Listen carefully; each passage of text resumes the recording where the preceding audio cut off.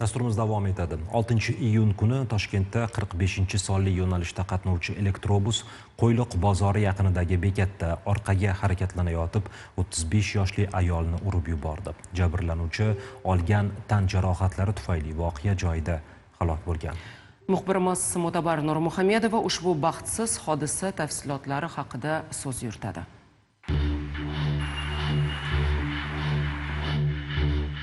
Yuzlab yo'lovchilar qatnaydigan hudud, ammo bu yerda bir necha soniya ichida inson hayoti uzildi.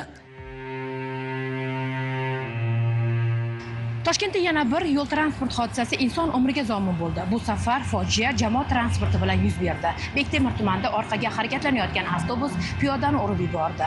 Oqibatda 35 yoshli ayol voqea joyida halok bo'ldi. Yerda yotganida ayol.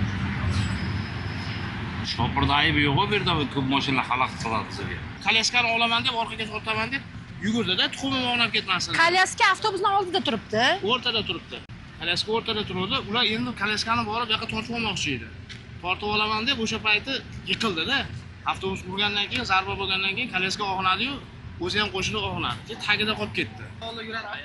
Voqea Qo'yliq dehqon bozori avtobus shoxobchasi hududida 45-yo'nalishda harakatlanayotgan yutung rusumli elektrobus orqaga harakatlanayotgan vaqtida yuz bergan. Suhbatdoshlarim voqeaga guvoh bo'lgan. Ularning aytishicha, piyoda orqaga harakatlanayotgan avtobus yaqinda bo'lgan aravachasini transport tagida qolib ketishdan asrashga uringan. Aynan shu paytda o'zi avtobus ostida qolib ketgani va fojia yuz bergani aytilmoqda. Voqea payti men shu yerda edim, o'zim baqirdim, mana shu yerdagilar ko'rdi. Baqirdim ham, o'sha avtobusda ichi shunku, konserner ishlaydi, tim bo'la elektrobus. Shofyor eshitmadi-da uni.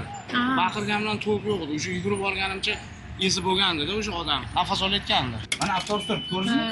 Mana chiylar, eshityapsizmi? Mana orqaga chiylar, mana hozir haydasan, chiylar. Orqada nimadir bo'lgani uchun chiylayaptimi bu? Ha, bu yaqin haydama degani bu. Bu chiylishi takiga bo'lgan, u eshitmaydi, orqaga daraja kirib ketgan, sirraz kirganda, tushunyapsizmi?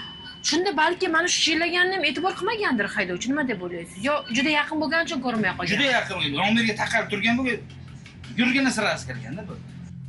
Bu kabi holatlarda aybdorni aniqlashdan tashqari fojiaga olib kelgan omillarni o'rganish ham muhim. Bu voqea haydovchi va piyodalarning harakatlariga, hududda xavfsizlik qanday tashkil etilgani, ogohlantirish mexanizmlari qay darajada ishlagani va bunday hodisalarning oldini olish uchun yetarli choralar ko'rilganmi degan savollarga ham javob izlashni taqozo etadi. Nimalar xalaqit beryapti bizga buni? Damaslar masalan, asfaltga kirgan qo'ymaydi bular.